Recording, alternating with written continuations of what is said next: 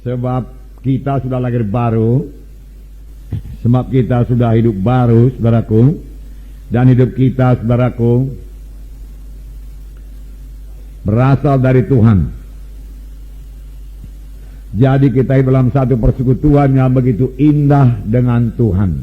Persekutuan kita itu, saudaraku, sebagai pohon anggur dengan carang-carang anggur. Ini tertulis dalam Yohanes 15 ayat 4 sampai 5. Sini dikatakan, saya membacakan kepada saudara, Yohanes 15 ayat 4 sampai 5. Setiap ranting, ayat 4, tinggallah di dalam aku dan aku dalam kamu.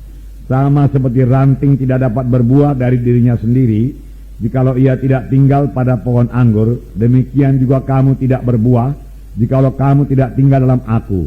Akulah pohon anggur dan kamulah ranting-rantingnya. Barang siapa tinggal dalam aku dan aku dalam dia, ia berbuah banyak, sebab di luar aku kamu tidak dapat berbuat apa-apa. Hidup pada batang anggur, bersekutu dengan Tuhan, ya. Bersekutu dengan Tuhan. Jangan lupa, saudaraku, pada waktu carang-carang itu tetap pada batang anggur, disitulah kuasa Tuhan mengalir. Disitulah zat-zat daripada batang itu mengalir kepada carang-carang, sehingga carang bisa berbuah. Demikian juga kita, kalau kita tetap pada batang anggur itu, kita bisa berbuah. Bersekutu erat dengan Tuhan selama kita di dunia ini. Persekutuan yang erat dengan mematuhi Tuhan. Nah, ini yang kita baca pada hari ini. Maka akan terjadi satu gaya hidup yang baru. Gaya hidup anak-anak Tuhan. Gaya hidup anak-anak terang, yang lain daripada gaya hidup orang dunia ini. Jadi ada orang dunia di satu pihak, berlaku ada anak-anak Tuhan. Orang dunia akan hidup menurut dunia, anak-anak Tuhan ini berlaku akan hidup menurut jalan Tuhan, dalam satu hidup yang baru, hidup yang lain daripada hidup orang dunia ini. Nah, mari kita baca dalam 1 Yohanes pasal 2 ayat 1 sampai 15. Janganlah kamu mengasihi dunia dan apa yang ada di dalamnya. Jikalau orang mengasihi dunia, maka kasih akan Bapa tidak ada dalam orang itu. Sebab semua yang ada di dalam dunia, yaitu keinginan daging dan keinginan mata serta keangkuhan hidup, bukanlah berasal dari Bapa, melainkan dari dunia. Dan dunia ini sedang lenyap dengan keinginannya, tetapi orang yang melakukan kehendak Allah hidup selama-lamanya. Nah, tetap hidup selama-lamanya. Puji Tuhan. Dunia ini sedang lenyap. Maksudnya sistem hidup dunia ini, sistem hidup berdosa, sedang lenyap. Jadi di sini kita melihat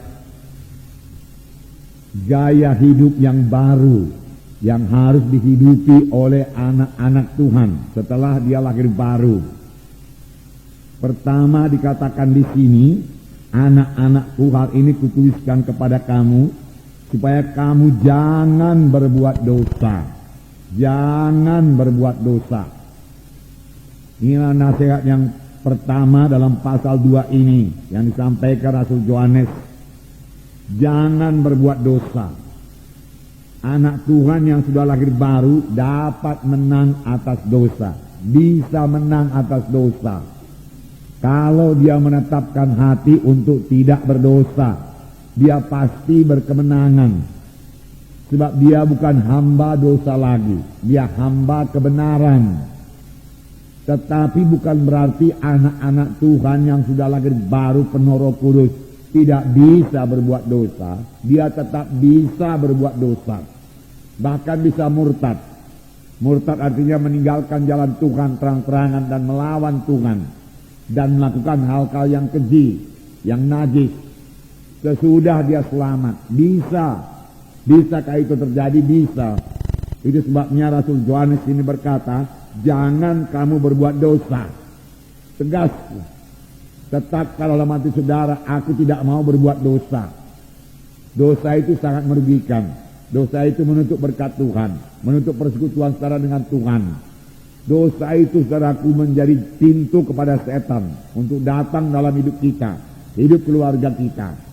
Dosa itu saudaraku selalu dituduhkan setan kepada kita, sehingga iman kita tidak kuat, tidak teguh.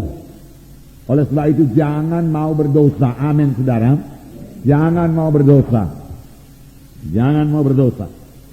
Jadilah seperti Yusuf saudaraku dalam perjanjian lama, yang dengan tegas berkata tidak, ya, tidak mau dia berbuat dosa. Roma pasal 6 ayat 14. Saya bacakan pada saudara.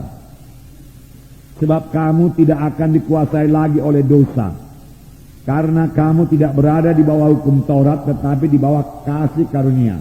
Kamu tidak dikuasai lagi oleh dosa, karena kamu tidak di bawah hukum Taurat. Tidak dikuasai lagi oleh dosa. Amin. Dosa tidak berkuasa atas kita. Amin. Itu sebabnya Rasul Yohanes berkata, jangan berbuat dosa. Itu betul sekali. Bisa tidak berbuat dosa. Kemudian ayat 17. Tetapi syukurlah kepada Allah. Roma 6 ayat 17. Tetapi syukurlah kepada Allah. Dahulu memang kamu hamba dosa, tetapi sekarang kamu dengan segenap hati telah mentaati pengajaran yang telah diteruskan kepadamu. Kamu telah dimerdekakan dari dosa dan menjadi hamba kebenaran. Amin. Dahulu itu hamba dosa, tetapi dengan penyerahan diri kita sepenuhnya kepada Tuhan, mentaati perintah Tuhan, kita dimerdekakan dari dosa dan menjadi hamba kepada kebenaran. Dan lagi dikatakan di sini tadi dalam ayat 2, 1 Yohanes 2 ini, dan ia adalah pendamaian untuk segala dosa kita, dan bukan untuk dosa kita saja, tetapi juga untuk dosa seluruh dunia. Ia adalah pendamaian. Ia adalah pendamaian. Jadi Yesus adalah pendamaian kita. Tuhan Yesus dijadikan dosa supaya kita jadi kebenaran. Dan semua orang yang percaya kepada Tuhan Yesus dan menerima Dia sebagai Tuhan dan Juru Selamatnya, bertobat, maka kepadanya diberi hak menjadi anak-anak Allah. Amin. Ya, menjadi anak-anak Allah. Percaya kepada Tuhan Yesus, menerima sebagai Tuhan dan Juru Selamat, maka kepadanya diberi hak menjadi anak-anak Allah. Anak-anak Allah.